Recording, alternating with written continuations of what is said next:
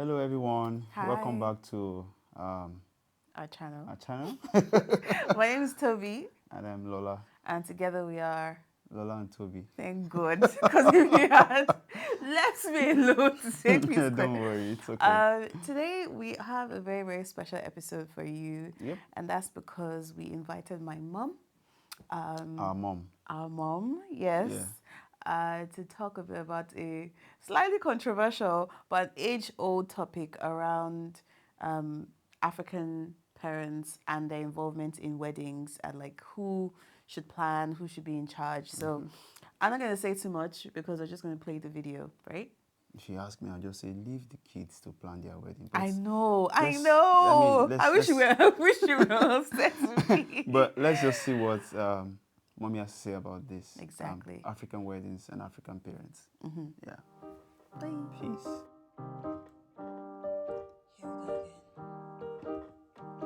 Hi guys, we have a very, very special guest, my mom, and I'm going to introduce her in a sec. Well, I'll allow her to introduce herself. But the topic we have today is very, very spicy.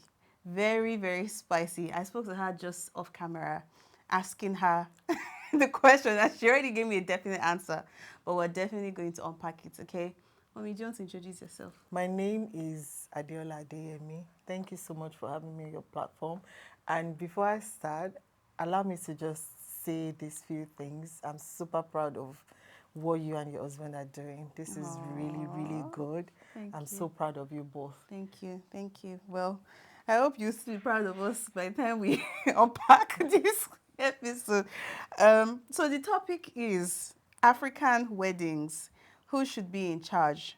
Parents or the couple? Mommy, what's your take?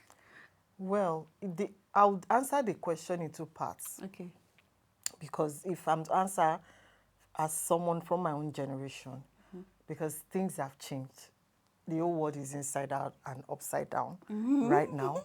But if we're going to go with the morals and values and cultural implications of it, I would say parents should have the day.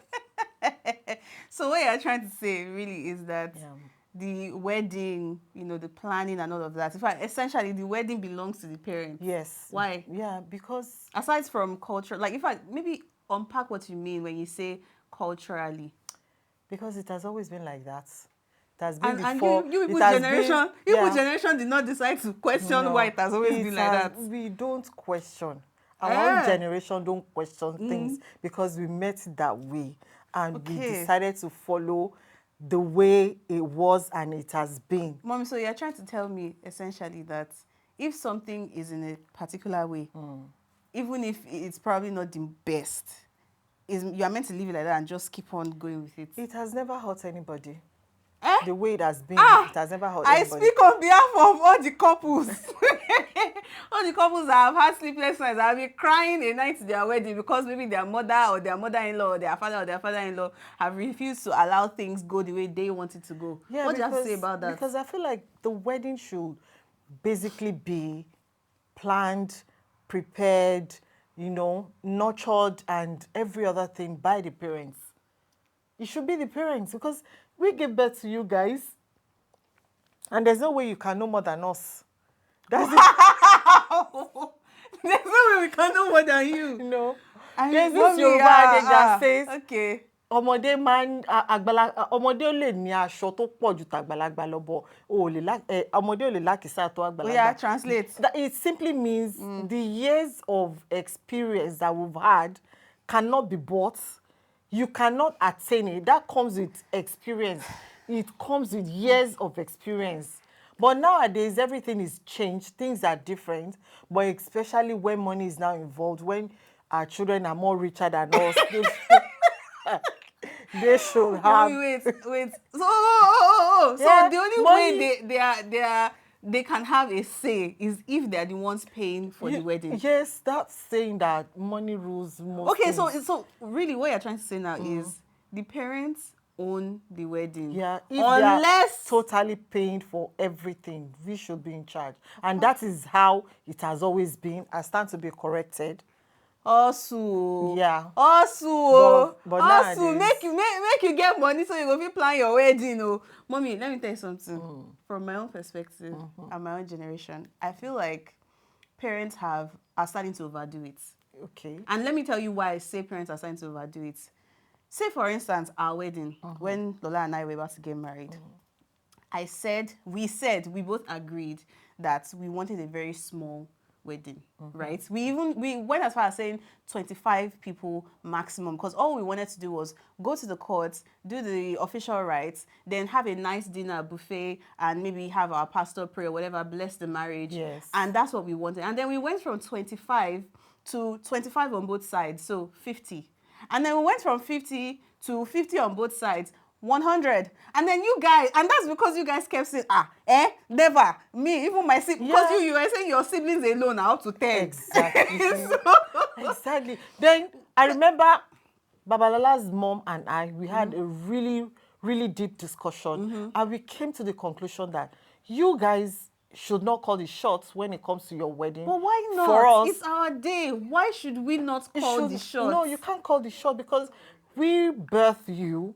You know what's So we best. don't have rights again. Any rights, right? Any rights. You've got rights, but your rights should be subject to deliberations. Mommy, And I like what you just said. Rights should be subject to deliberation. But I think, and I go back to the point I made, which is that I feel like parents, permit me to say, are very stuck in their ways. Okay. Because deliberation, yes, we went from saying we only wanted 25 in total to telling you guys, okay, based on the fact that you, for instance, you have 10 siblings. Yes. And maybe my mother-in-law has like 1,000 siblings. I have got 10 we siblings. went, mommy, wait. The 10 siblings, they have wives, they have Must they come? Why would they not come? Why would they come? What's their business? See, I feel like parents just don't get the fact that many of us, and I know that there are people who want huge weddings, but many of us just want to be low key. I understand. I don't want the world at my wedding. These are people that I don't have a relationship with. I understand that my parents have relationships with them, and maybe some of these people have indeed been a part of our upbringing. Yes. I get that, but it is not a thing where I go from saying I want 25 people at my wedding and I compromise to saying I don't mind 100 people maximum, which is still a lot for me and my husband.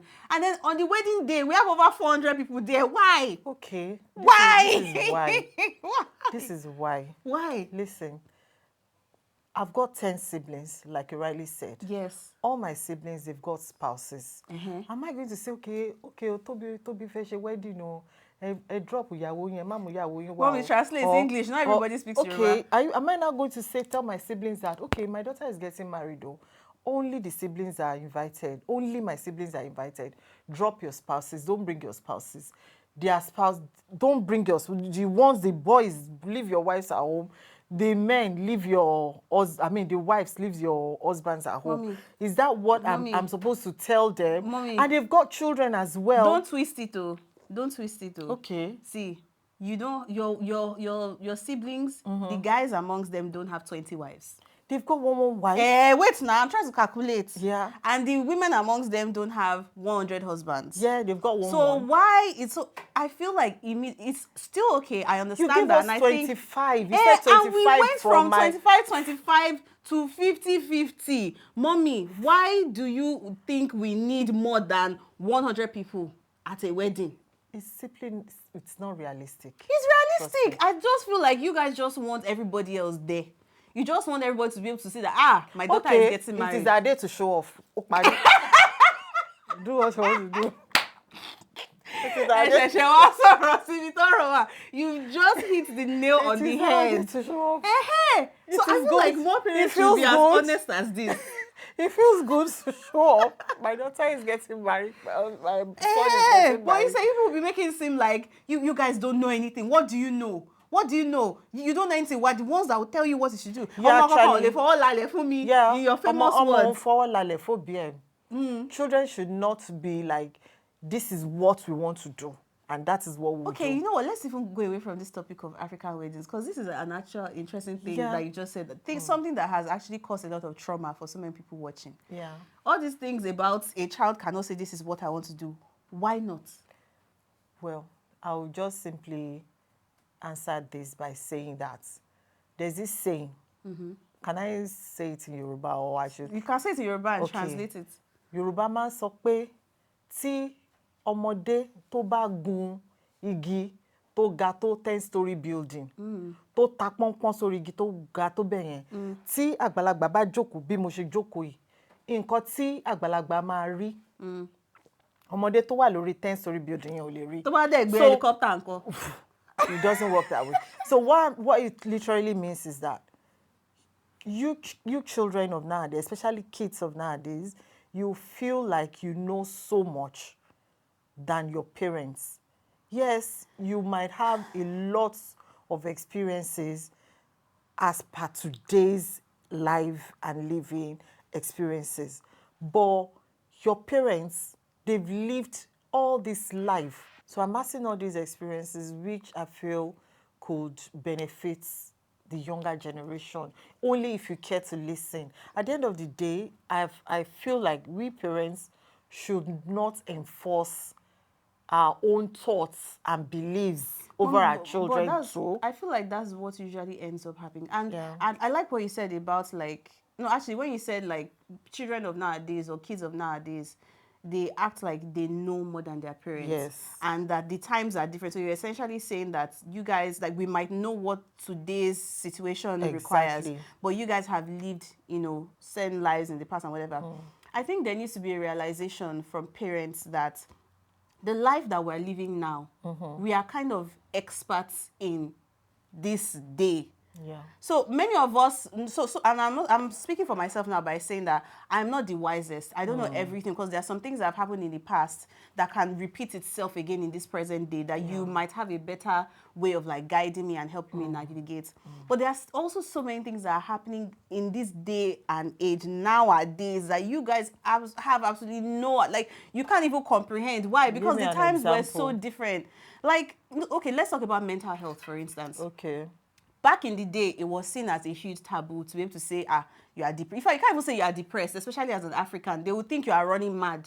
If someone is usually moody or if somebody is going through something, a PTSD or whatever, or they're going through trauma, they can't even articulate it because people would think that, this person is cursed. Well, but nowadays, the things that like people are increasingly aware of stigmas, PTSD. A lot of us African kids are suffering from PTSD of how we were raised by parents that were raised in that particular way as well. So the things that we are currently facing now that we're having to grasp and understand and heal from, you guys do not understand. And even if you try to understand, you just be acting like you do and you'll be saying, what is it? Is it not just ordinary? Why are you sad? Why are you stressed? Yeah, but actually, times are different is what I'm trying to say. Times are different and you're right because this thing about mental health, in my own generation, when I was younger, growing up, I never heard anything like that. I'm just going to be honest. You see? Nothing. I've not heard anything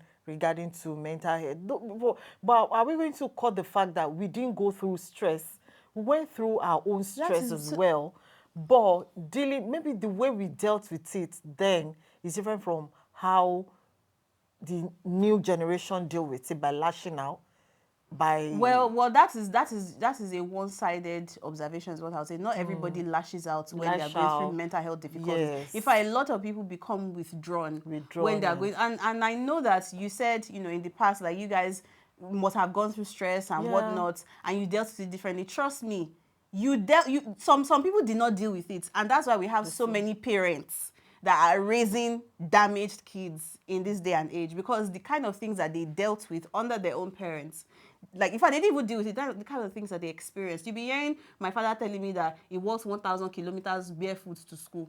That kind of parents, will he not be looking at you and be saying, oh, you are lazy? Me that I walked 1,000 kilometers. Why do I have to walk 1,000 kilometers when bus 21 and bus 20 is right next to me? Just what I'm saying. So like what I'm trying to say in essence is times are different. But I'll bring it back again to the question. I want to get your final answer, final. Who should be in charge of planning the African weddings? I feel like I know your thoughts, but based on everything that we've said now, what is your final verdict? Parents, of course.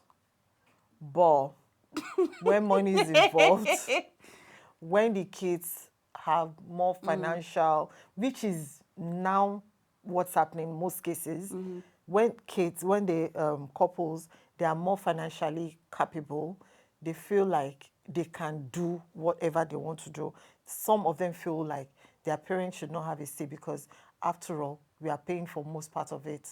Do you understand? But in a situation when the parents are financially capable, trust me, I'm a Yoruba woman through and through, the parents will be the one in charge of it. Okay, let me give my own Trust me. answer. When they are financially capable. Okay. Whether you are financially capable as a parent or not, my own verdict is what I want should be priority. But we can come together and reach like a viable, I don't know, like a compromise. We can compromise. If I say I want only 50 people at my wedding, don't tell me you want 1,000 because you're trying to show off. If we go somewhere like, I don't know, I know 500 is still a lot, but if you go somewhere like 100, 150, that is going way beyond what I wanted anyway. Let us compromise. So whether I'm paying for it or you're paying for it, because I also want my parents to feel happy on that day, feeling like they were part of the process. They were included. They were included, yeah. So I don't think parents should have 100% autonomy. In fact, I think it should be a 60-40 split. I think 60 for the side of the couples, or even 65-35, and then the parents can be 35. Because essentially, at the end of the day, the wedding and everything that's happening on that day we're the ones who would remember it the most. Do you know that I can't remember half of what happened on our wedding day? Because I was just seeing too many. In fact, I can't even remember 90% of people that were at the wedding. Well, why were you focused on the too many? I was overwhelmed because I want me. This is. Should I just say I have social anxiety? Do you know? You do? Yes. So I don't want many people at my wedding. But how can I articulate to my parents that I have social anxiety? This is what we're saying. Mean? You see? Well, and on that note, we end this episode because I think we have some talking to do. Mommy, thank you so much for joining and thank you for being on this episode. I think it has been really fun. Guys, give it a thumbs up, subscribe, like, and all of that. And please let us know your thoughts in the comment section. Do you agree with my mom's perspective or are you more Team Tobi? But yeah, thank you so much, everyone. Subscribe and we'll see you next time. Bye.